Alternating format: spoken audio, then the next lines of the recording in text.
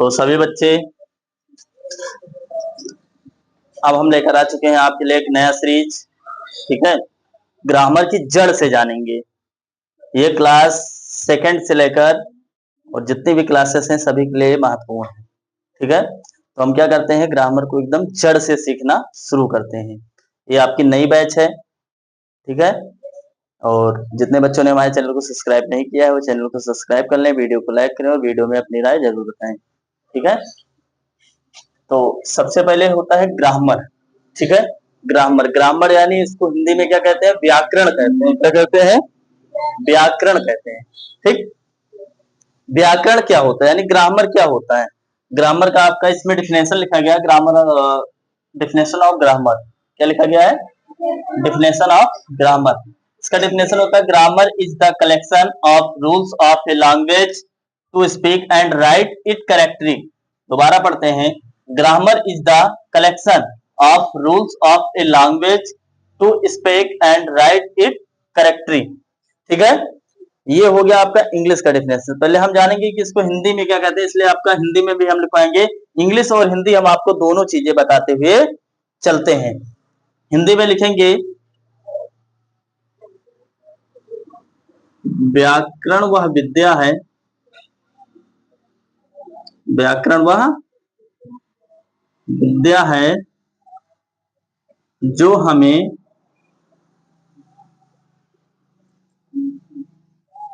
किसी भाषा का ठीक प्रकार से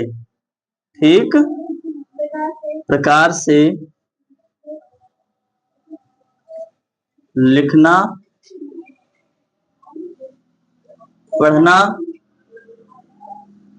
तथा बोलना सिखाती है। सिखाती है या सिखाता है, व्याकरण कहलाता है। क्या कहलाता है, व्याकरण कहलाता है। यानी grammar is the collection of rules of a language to speak and write it correctly. यानी व्याकरण वह विद्या है जो हमें किसी भाषा का ठीक प्रकार से लिखना, पढ़ना तथा बोलना सिखाता है। क्या कहलाता है, व्याकरण कहलाता है। यानी हम समझे कि व्याकरण क्या होता है। व्याकरण क्या होता है, तो व्याकरण में वो होता है जो हमें किसी भी भाषा का ठीक प्रकार से लिखना, पढ़ना और बोलना सिखाए। ठीक है, वह क्या होता है, व्याकरण होता है। क्या होता है, व्याकरण होता है। इसके बाद हमारा आता है वर्ड, WORD, वर्ड। वर्ड को हिंदी में क्या कहते हैं, शब्द कहते हैं। क्या कहते हैं, शब्द कहते हैं। इसका डिफिनेशन लिखेंगे इंग्लिश में, इसका डिफिनेशन लिखेंगे, a word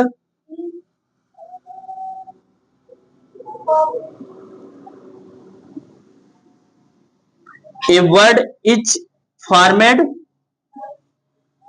by 2 or more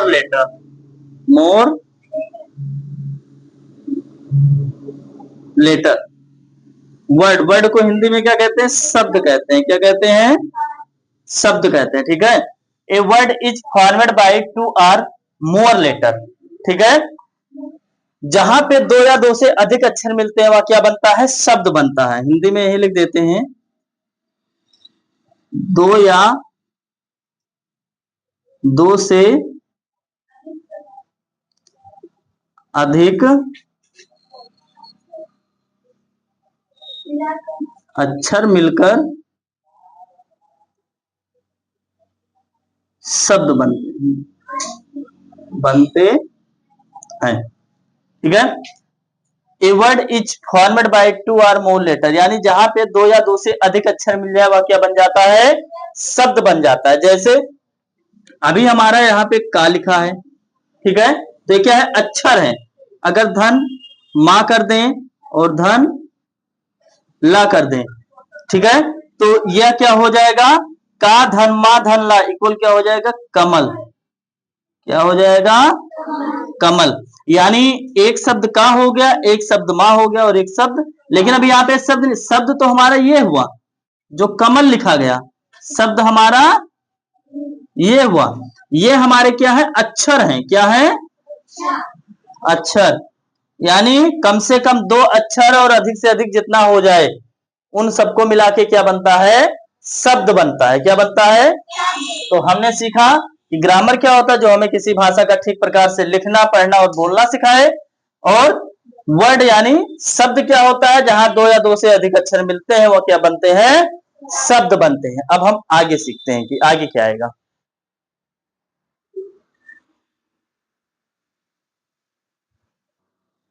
तो हमारा आ चुका है सेंटेंस, क्या चुका है, सेंटेंस। सेंटेंस को हिंदी में क्या कहते हैं, वाक्य कहते हैं, क्या कहते हैं, वाक्य कहते हैं, ठीक है। सेंटेंस का डिफिनेशन लिखा हुआ है, a group of word which make a complete sense is called a sentence. दोबारा पढ़ते हैं एक बार, a group of word which makes a complete sense is called a sentence, ठीक है। हिंदी में इसका डिफिनेशन जानने के लिए, वाक्य यानी शब्दों का ऐसा समूह, शब्दों का ऐसा समूह, ठीक है, शब्दों का ऐसा समूह जो पूरा भाव या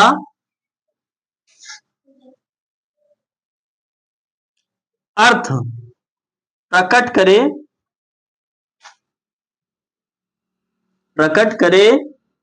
वाक्य कहलाता है, क्या कहलाता है, वाक्य कहलाता है। यानी a group of word which make a complete sense is called a sentence, यानी शब्दों का ऐसा समूह जो पूरा भाव या अर्थ प्रकट करे वाक्य कहलाता है, ठीक है। जैसे यही आप देख लीजिए कि लिखा गया है कि शब्दों का ऐसा समूह जो पूरा भाव या अर्थ प्रकट करे, यानी हम ऐसा शब्द लिखें कि जिसका पूरा भाव या अर्थ निकले, ठीक है।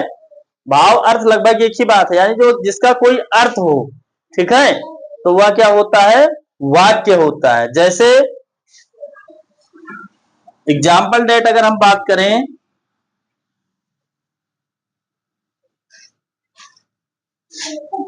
एक राजा था, एक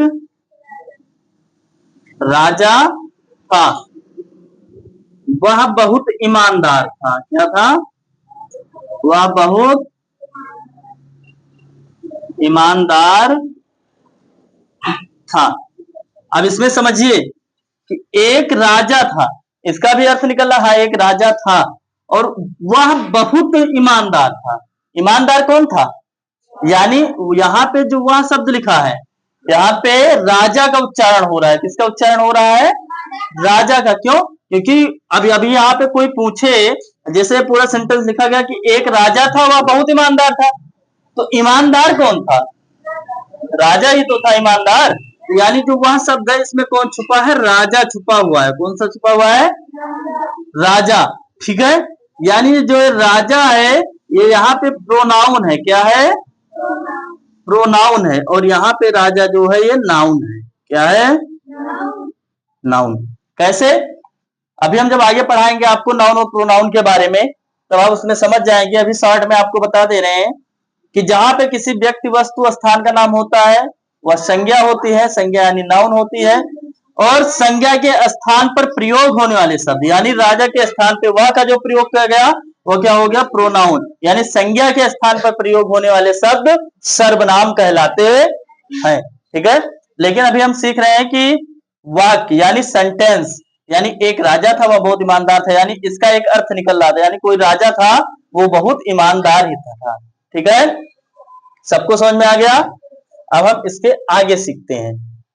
अभी हमने सीखा सेंटेंस, अब हम सीखेंगे टाइप्स ऑफ सेंटेंस। क्या सीखेंगे, टाइप्स ऑफ सेंटेंस। सेंटेंस कितने प्रकार के होते हैं, ठीक है। तो सेंटेंस 2 प्रकार के होते हैं, सब्जेक्ट और प्रेडिकेट्स, पार्ट्स ऑफ सेंटेंस और टाइप्स ऑफ सेंटेंस, ठीक है। पार्ट्स ऑफ सेंटेंस यानी पार्ट्स ऑफ सेंटेंस 5 प्रकार के, टाइप्स ऑफ सेंटेंस 2 प्रकार के।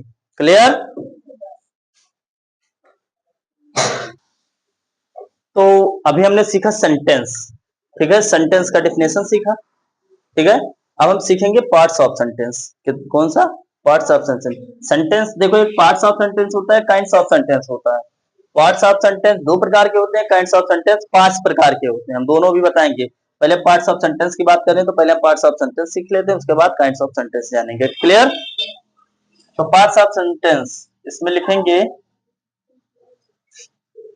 There are two parts of sentence. There are two parts of sentence. First number है सब्जेक्ट, ठीक है। सब्जेक्ट यानी पार्ट्स ऑफ सेंटेंस। तो there are two types of sentence, there are two parts of sentence, ठीक है। यानी जो sentence है वो दो प्रकार के होते हैं। कितने प्रकार के होते हैं? पहला क्या होता है? सब्जेक्ट। सब्जेक्ट को हिंदी में क्या कहते हैं? उद्देश्य कहते हैं। क्या कहते हैं? उद्देश्य, ठीक है। और जो दूसरा होता है प्रेडिकेट। क्या होता है? प्रेडिकेट। प्रेडिकेट को क्या कहते हैं? विधेय कहते हैं। क्या कहते हैं? विधेय, ठीक है। तो पहला क्या होता है? सब्जेक्ट होता है। सब्जेक्ट यानी हम उद्देश्य कहते हैं। उद्देश्य यानी हम इसको कर्ता भी कह सकते हैं। क्या कह सकते हैं? कर्ता भी कह सकते हैं। क्या कह सकते हैं? कर्ता भी कहते हैं या उद्देश्य कहते हैं, ठीक है। सब्जेक्ट यानी उद्देश्य या कर्ता, प्रेडिकेट यानी विधेय। सब्जेक्ट क्या होता है? पहला सीखेंगे सब्जेक्ट, ठीक है। सब्जेक्ट यानी वाक्य का वह भाग, वाक्य का वह भाग जो किसी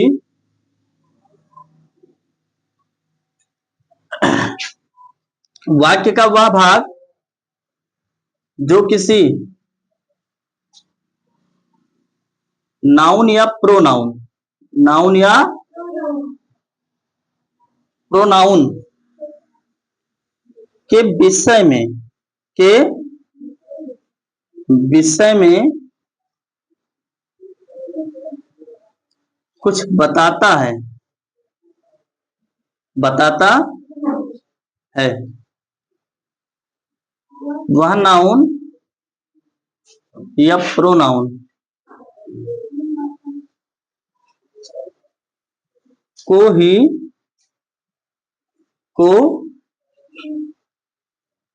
सब्जेक्ट, क्या? सब्जेक्ट। हिंदी में इसको उद्देश्य क्या कहते हैं? उद्देश्य या कर्ता, उद्देश्य या कर्ता कहते हैं, ठीक है। यानी वाक्य का वह भाग जो किसी नाउन या प्रोनाउन के विषय में कुछ बताता है, यानी वह नाउन या प्रोनाउन को ही सब्जेक्ट या कर्ता उद्देश्य कहते हैं, ठीक है। अब आप लोग लिख लीजिए पहले, इसके बाद हम आगे बताते हैं।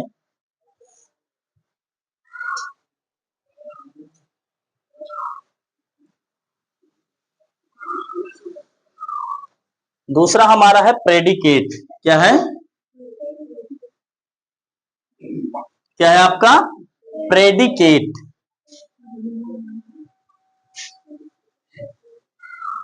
प्रेडिकेट को हम क्या कहते हैं? विधेय कहते हैं। क्या कहते हैं? विधेय कहते हैं, ठीक है। आप लोग इसको लिख लीजिए, शायद नीचे दिख नहीं रहा होगा, अभी तो फिलहाल जगह है बहुत।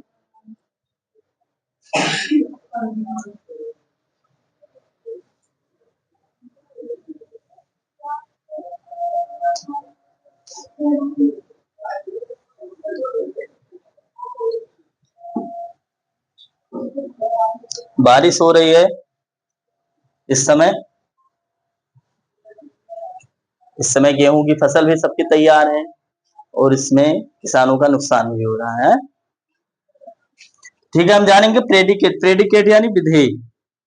इसमें लिखेंगे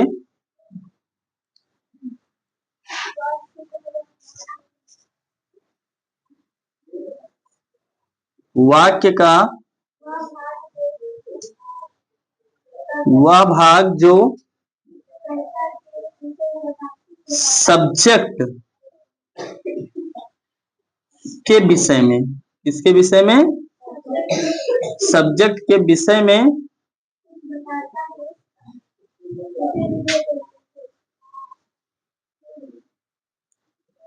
कुछ बताता है उसे प्रेडिकेट, प्रेडिकेट यानी विधेय कहते हैं। क्या कहते हैं? विधेय कहते हैं। क्लियर? तो हम समझ चुके होंगे सब्जेक्ट और प्रेडिकेट। जैसे एग्जाम्पल डेट अभी हम आपको लिख दें, एग्जाम्पल हम आपका यहाँ पे लिख रहे हैं कि राम आम खा रहा है, राम आम खा रहा है। तो इसमें सब्जेक्ट कौन हो गया? राम हो गया। यानी इसमें लिखा गया कि वाक्य का वह भाग जो किसी नाउन या प्रोनाउन, तो या नाउन या प्रोनाउन हो गया, ठीक है, उसके विषय में कुछ बताए और करता यानी उद्देश्य कहलाता है। तो ये हो गया हमारा सब्जेक्ट। और इधर के जो शेष बचे भाग होते हैं यानी आम खा रहा है, ये हो गया हमारा प्रेडिकेट। क्या हो गया? प्रेडिकेट। तो सब्जेक्ट और प्रेडिकेट हम इस प्रकार से अलग कर लेते हैं। आप लोग लिख लीजिए इसे। देखो, तो अभी हमने क्या सीखा कि प्रेडिकेट और सब्जेक्ट के बारे में सीखा, क्या होता है, कैसे होता है। इसको देखो बांटा कैसे गया है। सेंटेंस को, जो पार्ट्स ऑफ सेंटेंस है उसको दो भागों में बांटा गया, ठीक है। कितने भागों में बांटा गया? दो भागों में बांटा गया। एक हो गया हमारा सब्जेक्ट और एक हो गया हमारा प्रेडिकेट, ठीक है। प्रेडिकेट को जो है, प्रेडिकेट को तीन भागों में बांटा गया और सब्जेक्ट को इधर दो भागों में बांटा गया, ठीक है। सब्जेक्ट को दो भागों में बांटा गया, क्वालिफायर और मेन वर्ड, क्वालिफायर और मेन वर्ड, ठीक है। तो फिर इसको क्वालिफायर को क्या हुआ? तीन भागों में बांटा गया। कितने भागों में बांटा गया? तीन। इसको यहीं पे छोड़, इसको बस यहीं तक रह गया। इसको जो है फिर आगे तीन भागों में बांटा गया, डिटरमिनर, एडजेक्टिव, एडजेक्टिफायर्स, ठीक है। क्या क्या बांटा गया? Determiner, adjective, adjectifiers. और ऑब्जेक्ट को जो है इनडायरेक्ट ऑब्जेक्ट और डायरेक्ट ऑब्जेक्ट में बांटा गया। किसमें बांटा गया? यानी प्रेडिकेट को तीन भागों में बांटा गया, वर्ब, ऑब्जेक्ट और कॉम्प्लीमेंट, ठीक है। किसमें किसमें बांटा गया? प्रेडिकेट को वर्ब, ऑब्जेक्ट और कॉम्प्लीमेंट। और उसके बाद फिर ऑब्जेक्ट को दो भागों में बांटा गया। कितने भागों में? इनडायरेक्ट और डायरेक्ट ऑब्जेक्ट, इनडायरेक्ट ऑब्जेक्ट और डायरेक्ट ऑब्जेक्ट। इस प्रकार से इसको क्या हुआ? बांटा गया है अलग अलग, ठीक है। अब हम आगे सीखेंगे काइंड्स ऑफ सेंटेंस।